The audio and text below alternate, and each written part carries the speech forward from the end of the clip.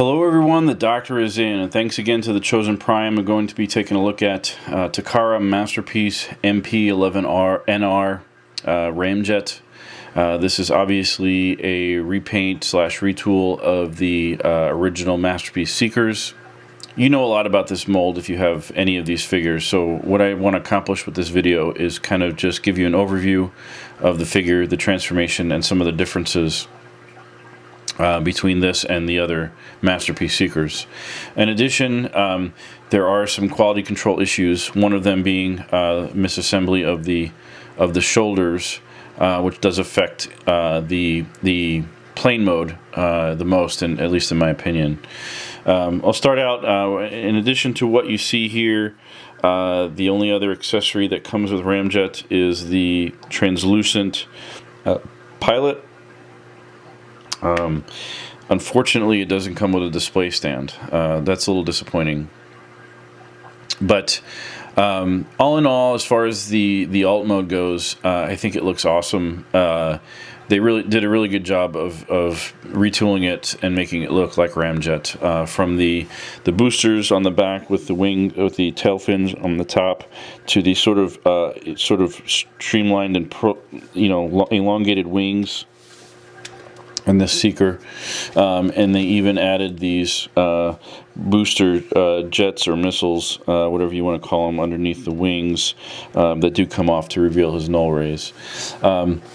Most of his features in this mode are very similar to the original Seekers. He does have the canopy that opens and you can put your pilot in there. It has the nose that will extend and evert out to the right to reveal that little machine or Gatling gun. And it does have this little flap on the top of the jet mode that you can lift up, and it's on that little piston, and it does move very well. And of course the landing gear, which the front landing, it does roll very well. The front landing gear is exactly the same as the other Seekers, but the rear landing gear is different.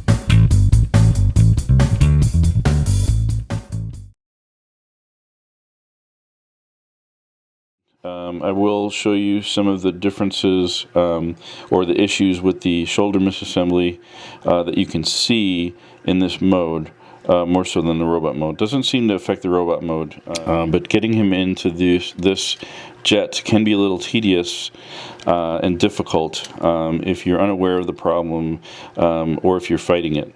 So I'll start off by saying that it's very slight. Basically, I think there's a piece that's on a pin that I believe is switched from left to right, and causes a few millimeters of difference in allowing you to peg these arms into these wing pieces here, which I do not have pegged in. It also causes a gap between this black piece and this white piece on both sides, whereas in the other Seeker molds, if you have one, you'll see that there's no gap, and I'll show you my Starscream Masterpiece to compare that.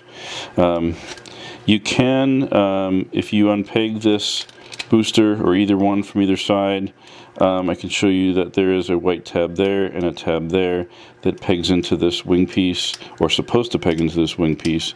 You can force it in, but if you do, it's kind of difficult to get everything else lined up to get these pegged into the wings. So I felt that it was better just to leave them unpegged. When you peg these the boosters into the wings, it does kind of separate this middle part a little bit as well.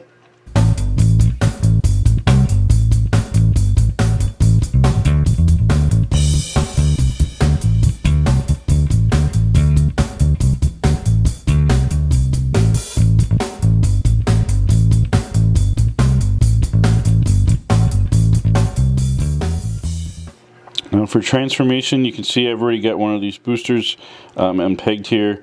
We're just going to go underneath here, and for the landing gear, as far as the front landing gear is the same as it is in the other Seekers. You open this panel, if you open it too far it will fall off, so just be careful there. Fold that wheel in. For the back wheels, for the other Seekers, the wheel folds out this way. And for these, for Ramjet, it does fold in this way. Now I will tell you that to get them back out, there's nothing to grab here. I find it easier to grab a tool, putting pressure on the tire itself, and just pushing that out is the best way to get those tires out. But we'll fold those up for now. We got one of the boosters unpegged. We will also separate these. They do pull apart here and here, and they are side specific. There is a right and a left. I find that when you're putting these back on, you see there's sort of a 2/3 circle on this side, and on this one it's a complete circle, but there are 2 little notches in there that correlate to about 1/3 on this way or 2/3 on this way, depending on how you look at it, that will line up with that part of the opening when you're putting it back together. And it's best to get actually you need to get this peg lined up with this peg on the null ray to get it back into place, to put that back together, and get those notches lined up like so. So right now we'll just pull those off for now and set those aside. Get it unpegged first, undo those, put them back together so you don't mix them up. So then, just like there's a lot of similarities with the other Seekers, what we're going to do is basically extend the legs. You can separate them and flip up this back piece so that you can take out the heel or the back of the foot, flip that back down. Same on this side. Get that flipped out. Rotate it around to the front, and we're going to take these pieces which become the front of the feet, flip it down, and then rotate it 180 degrees on both sides. You can push the kneecaps up to push out these shins on either side, and you want to push the wing pieces up into the leg. And also, which is very cool, part of the transformation is these little engine parts. You can lift them and flip them up and rotate them around. There's a Decepticon symbol there. Flip it back in, and it's seamless. That engine is completely hidden, which is really cool when you got your Decepticon symbol. I will tell you, it is very difficult without a tool to get this back out. You can externally rotate this wing for the jet mode. I find it's really hard to even get that out that way. If you just get a tool and sort of gently pry it out, and you can rotate it back for transformation back. Just to let you know that. Same thing on this side. I wish they put like a little tab you can grab, but there's absolutely nothing that you can grab on here, except if you pull in here, but I still find it difficult to kind of pull that out. So instead of struggling, I would just get a little something to wedge in there. Now for the, and we folded these back. For the arms, very similar, identical to the other Seekers. At this point, you're going to rotate this arm out, and then Do the same on the other side. And there's our robot hand. We're going to open that on both sides. And we'll adjust the arms once we get things in robot mode after. But get these two pieces, kind of separate them and swivel them down.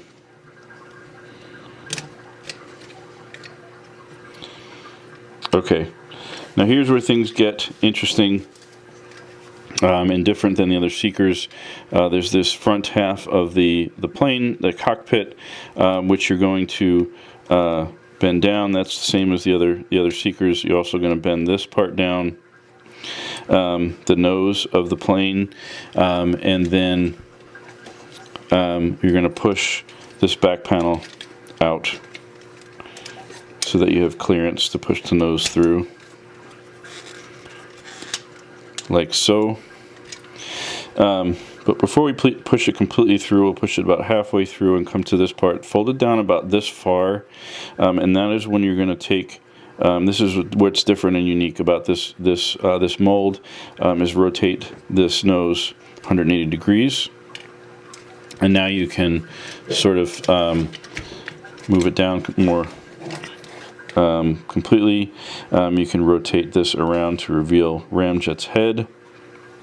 You can open the cockpit and then rotate this piece all the way back, close the cockpit. So then you want to rotate these shoulder pieces down, make sure that it's lined up with that part there and here.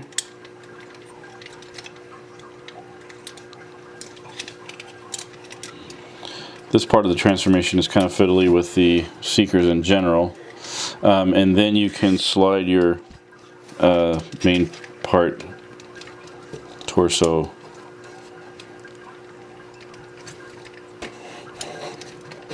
down like so.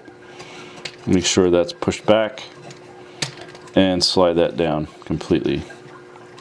And then we can position our arms appropriately, rotate at the biceps and bend at the elbow, get our null rays rotated into position like so, and there you have Ramjet in robot mode.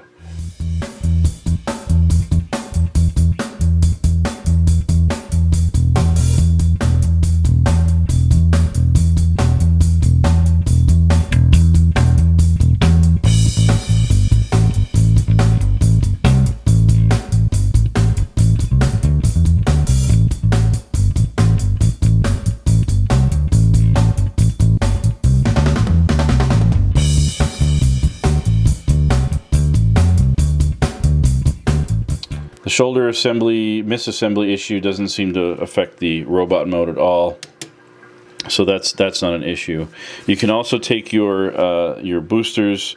If you want to be toy accurate, you could undo them and place them over the null rays. This way, again, line up these two pegs, slide that on, and then line up your notches with the open part of the other part of the booster, or you can just put these together like this, flip the in the back, and attach these to these ports on these little wing pieces. As far as articulation, the head is on a ball joint. You can lift it up. That's more for transformation, but it can rotate. It can't go all the way around because of the canopy in the back. Won't allow it, but it can go as far as that way and that way. Look up. If you want it to look extremely down, you can rotate it that way. The shoulders are on a ratchet for rotation, and they will swivel out. There is a bicep swivel, double jointed elbows. The wrists do rotate. The hands are, the thumb is on a ball joint. The index finger is on a ball joint, it appears, but it's also on a hinge for this knuckle, and the other three fingers are on a single single joint, and they have another hinge on them to bend the hands even further. The waist really has very limited, if any, rotation. The hips can't go out very far, but they can go forward, not far back. They're very limited. And the knees are double jointed, as in the other Seeker molds. There is no really ankle tilt. The foot does swivel. It might help a little bit with posability, but not much really. So you're a little bit limited with this particular masterpiece. Part of the reason is because there's just so much attached to it in the sides and in the back. But a lot of it has to do with some of these panels and just some of the transformation just kind of limits it. But if you're a fan of the Seeker mold, this is really great, especially in this mode. I really like the head sculpt. I think they did an awesome job with the novelty of the transformation as well, which is different from the other Seekers, and how it doesn't use the actual nose cone of the plane, but it's sort of its own nose cone, which seems to be more proportionate than the G1 Seekers anyway. Another difference between this one and the other Seekers is that because of the change in the transformation up here, this piece, which normally would push forward and you'd fold this down, you can't do that. And also there's no port for this peg to kind of peg in and lock into place. So it just kind of sits back there. I kind of think that's a minor thing because it's in the back anyways. But I have to say that I really was excited about this when they announced it, that we're finally getting the cone heads, or at least one of them, in masterpiece form. I was really disappointed when I found out that it was going to be exclusive to Japan, but it is what it is. It's about $180 retail, and then to add to that, I'm a little disappointed with the shoulder misassembly issue. Like I said, it doesn't affect the robot mode as much, but getting it transformed back into the jet mode can be tedious, difficult. It doesn't really peg in the way it's supposed to. And because of that reason, it's really turned me off from paying $180 for this figure. I can't recommend it at that price. Now, if by some way that Hasbro can get this figure and release it at its Seeker price point, even at slightly more expensive, I wouldn't mind paying a little bit extra for it, and I'm sure they would get the shoulder issues fixed. I even though this is a fourth or fifth repaint or retool of this mold, I really recommend this figure. It's the only way to get this character. I shouldn't say that. There are third-party versions, but as far as official goes, it's the first time they've released a masterpiece version of this character. You know, I think if they can get it at a non-exclusive price and get the shoulders fixed, I think it's a great deal. Once again, I'd like to thank the Chosen Prime. I hope you enjoyed this review. This is Dr. Prime. Thanks for watching. The Doctor is out.